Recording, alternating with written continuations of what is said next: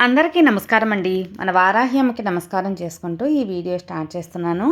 ఇక ఈరోజు వీడియోలో అమ్మవారి శక్తివంతమైన ఒక మంచి కథ మీతో షేర్ చేయబోతున్నాను.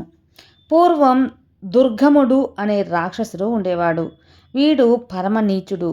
రాక్షసుల ధ్యాస ఎప్పుడూ ఒక్కటే. ఏ విధంగా అయినా సరే దేవతలను జయించాలని మాత్రమే వాళ్ళకుంటుంది. అందరూ తపస్సు చేసి నాకు ఆ బలం కావాలి, ఈ బలం కావాలి అని, ఆ అస్త్రం కావాలి, నాకు మరణం లేకుండా ఒక వరం కావాలి అని కోరుకుంటూ ఉంటారు. వీడు వేరే. వీడు బ్రహ్మ గురించి తపస్సు చేశాడు. ఆయన ప్రత్యక్షమవ్వగానే ఒక వింత వరాన్ని కోరుకున్నాడు దుర్గముడు. బ్రహ్మ ప్రత్యక్షమవ్వగానే ఒక వింత వరం, అది ఏంటి అంటే, ముల్లోకాలలోనే బ్రాహ్మణులందరికీ ఏ మంత్రము స్మరించరాదు. ఆ మంత్రాలన్నీ వేదాలతో సహా తమ పరం చేయమన్నాడు. మారు మాట్లాడకుండా బ్రహ్మ సరే అని వరం కూడా ఇచ్చేశాడు. వేదాలు మంత్రాలు అందరి వద్ద నుండి ఉపసంహరించబడ్డాయి. అన్నీ వాడి వశమైపోయాయి. దీనివల్ల వీడికి ఒరిగేదేమిటి? ఇక్కడ వీడి దురాలోచన కూడా ఉన్నది. దేవతలు ఎప్పుడూ బ్రాహ్మణులు చేసే యజ్ఞాలలో ఆవిర్భావాలుగా స్వీకరిస్తూ ఉండి నిత్య యవ్వనులుగా దృఢంగా ఉంటారు. దానివల్ల ముసలితనం అనేది ఉండదు. ఎప్పుడైతే బ్రాహ్మణులకు వేదాలు మంత్రాలు దూరమయ్యాయో ఎవరు అగ్నిహోత్రం వెలిగించటం లేదు, ఒక జపము చేయట్లేదు, ఒక తపము లేదు, ఒక యజ్ఞము లేదు, యాగము లేదు. హహకారాలే తప్ప స్వకారాలు వినిపించటం లేదు. విర్భాగాలుగా అందక నిర్జరులు అంటే దేవతలు ముసలవారైనారు, నీరసపడిపోయారు. ఇదే అదను అనుకొని దుర్గముడు అమరావతిని ముట్టడించాడు. వాడికి ఎదుర్కొనే శక్తి లేక దేవతలంతా తోకముడిచి పలాయనం చిత్తగించారు. హోమాలు లేక వర్షాలు కురవలేదు. నీళ్ళంతా బీడుపడిపోయింది. బీళ్ళన్నీ నీళ్ళ కోసం నోళ్ళు తెరుచుకున్నట్లు అయిపోయినాయి. బావుల్లో నీరు అడుగంటిపోయి పాతాళం కనిపిస్తుంది. జంతువులు, పక్షులు, మనుషులు వేలాది కొలది రోజు మరణిస్తూ ఉన్నారు. ఏ ఇంట్లో చూసినా శవాలే, ఏ వీధిలోకి వెళ్ళినా కళేబారాలే గుట్టలుగా ఉన్నాయి. ఈ ఘోరాకలి 100 విలయతాండవం చేసింది. బ్రాహ్మణులకు ఏం చేయాలో తోచలేదు. అందరూ కూడబలుకొని అమ్మవారైన పరాశక్తిని ఆరాధించారు. అమ్మ అనంతకోటి బ్రహ్మాండ నాయకి జగదంబిక, నీవు కోపిస్తే మాకు దిక్కెవరమ్మా? నీరు లేక జీవం లేదు, ప్రాణికోటికి మనుగడ లేదు కదమ్మా. నీ పిల్లలము మేము, కన్న తల్లివి నువ్వు. నీ క్రోధం మా వంటి అర్చకుల మీదన ఉపసంహరించు తల్లి అని వేడుకొన్నారు. అమ్మ అనంతరం నయనాల నుండి అమృతధారలు కురిసినట్లుగా వర్షం కురిపించింది. దుఃఖాలతో ఉన్న ప్రజల కష్టాలు తీర్చడానికి ఆ తల్లి కనులు అలా వర్షిస్తూ ఉన్నాయి.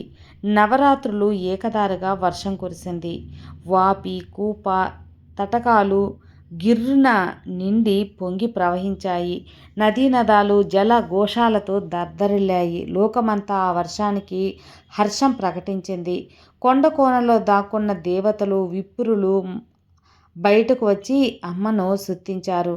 అమ్మ కరుణా సముద్ర మన కోసం తన కన్నుల నుండి జలధారాలుగా కురిపిస్తుంది. కాబట్టి నేటి నుండి శతాక్షి అని పిలుచుకుంటాము నిన్ను తల్లి అంటారు.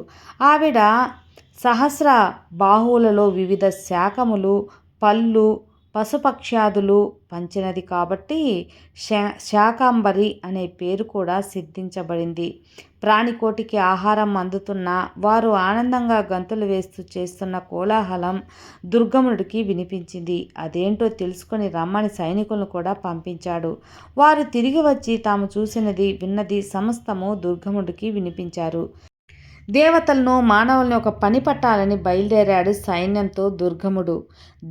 దేవ సైన్యం విప్ర సమూహం ధైర్యంగా ఎదిరించి పోరాడింది. కానీ వాడి దాడికి తట్టుకోలేక వెనుకంజ వేశారు. అందరూ మరలా అమ్మను శరణుజొచ్చారు. ఆ తల్లి కరుణతో వారందరి చుట్టూ ఒక దుర్భేద్యమైన రక్షణ కవచ వలయంలో నిర్మించింది.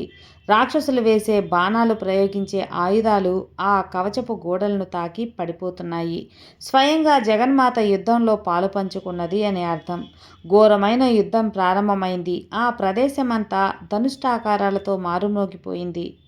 ఆయుధాలు ఒకదానికి మరొకటి ఢీకొని మెరుపులుగా మెరుస్తున్నాయి. నిప్పురవ్వలు రాలుతున్నాయి. నభో వీధిలో 4 దిక్కులా ఆయుధాల ప్రకాశాలే. అమ్మ శరీరం నుండి అనేక శక్తులు ఉద్భవించాయి. కాళిక, తారిణి, బాల, త్రిపుర, భైరవి, రమ, బగల, మాతంగి, కామాక్షి, తులజ, జంబిని, మోహిని, చిన్నమస్త, గుహ్యకాళి, సహస్ర బాహుక ఇలాంటి సహస్ర శక్తులు ఉద్భవించాయి. ఈ శక్తులన్నీ క్షణ కాలంలో రాక్షస సైన్యాన్ని మట్టుబెట్టేశాయి. చండ ప్రచండంగా యుద్ధం చేశాడు దుర్గముడు. వాడు ఈ సహస్ర శక్తులను జయించి సరాసరి అమ్మ ఎదురుగా రథాన్ని నిలబెట్టాడు. వాడు రావటమే ఆలస్యం. 5 బాణాలు ప్రయోగించి వాడి తలను ఎగరగొట్టింది అమ్మ. వాడి శరీరంలో నుండి ఒక తేజస్సు బయటకు వచ్చి అమ్మలో లీనమైంది. దుర్గా మాసుర సంహారం కావించింది కనుక దుర్గా అయింది అమ్మవారు. దేవతలు మానవులు దుర్గతులు పోగొట్టింది కాబట్టి దుర్గా అయింది ఆ తల్లి. దుర్గే దుర్గతి నాశిని అని అమ్మవారికి అలా పేరు కూడా వచ్చింది. ఒకసారి వేదవ్యాసుడు తన శిష్యగణాలతో కాశీనగరానికి చేరుకున్నాడు. అతనికి ఆ రోజు ఎక్కడా భోజనం దొరకలేదు. వ్యాసుడు అతని 10,000 మంది శిష్యులు భుజిస్తే కానీ భుజించకూడదన్న నియమం పెట్టుకున్నాడు. అలా ఆ రోజు భిక్ష దొరకలేదు. మర్నాడు కూడా ఎవరి ఇంట భిక్ష దొరకలేదు. అప్పుడు వేదవ్యాసుడు భిక్షపాత్రను వీధి మధ్యలో పగలగొట్టి కాశీవాసులకు 3 తరాల వరకు విద్య, ధనము, మోక్షము లేకుండా పోవాలని శపించడానికి కమండలంలో నుంచి నీరు తీశాడు. ఇంతలో ఒక ఇంటిలో నుంచి సామాన్య స్త్రీలాగా పార్వతీదేవి వచ్చి, నీవు ఆకలితో ఉన్నావు, మా ఇంటికి భోజనానికి రా అని ఆహ్వానిస్తుంది. అమ్మా, నేను నా 10,000 మంది శిష్యులతో వచ్చాను. వారు భుజించినది నేను భుజించకూడదు అన్న నియమంతో ఉన్నాను అని అంటాడు. మునీశ్వర, నీవు నీ శిష్యులను వెంటబెట్టుకొనిరా. ఆ ఈశ్వరుడి దయ వల్ల ఎంతమంది అతిథులు వచ్చినా అందరికీ కోరిన అన్నం పెడతాను అని అభయమిచ్చింది ఆ అన్నపూర్ణాదేవి. నీకు గొంతు దాకా తినడానికి మధుర భక్షాలు లేవని ఇలా గంతులు వేస్తున్నావు. ఇక్కడ ఉన్న మునీశ్వరులు యతులు నీకన్నా తెలివి తక్కువవారా? ఉన్న ఊరు కన్నతల్లితో సమానం. ఈ కాశీ మోక్ష కాపురికి శివుని భార్య లాంటిది. నీకు తిండి దొరకలేదని కాశీనే శపిస్తావా? మొదట కోరిన పదార్థాలతో క్షుద్ధావ తీర్చి ఆ తరువాత జ్ఞానబోధ కూడా చేసింది అమ్మవారు. అన్నపూర్ణాదేవిని శరణవేడుతో జ్ఞాన వైరాగ్య సిద్ధ్యర్థం భిక్షాందేహి అని అడుగుతాము. ఆవిడ కడుపు నిండా తిండి పెట్టడమే కాదు, ఏ మాత్రం జ్ఞానం ఇవ్వాలన్నా ఆవిడ కటాక్షం వీక్షణాలు మన మీద పడాల్సిందే. ఆవిడ జ్ఞానమే కాదు, మోక్షము, వైరాగ్యము, స్వర్గం అన్నీ ఇవ్వగలదు ఆ తల్లి. పంచభక్ష పరమాన్నాలు విస్తరి మన హిందూ ధర్మం. పక్కవాడి ఎంగిలి విస్తరి రుచులకు ఆరాటపడేది కాదు మన హిందూ శాస్త్రం. సర్వే జనా సుఖినో భవంతు. జై వారాహి.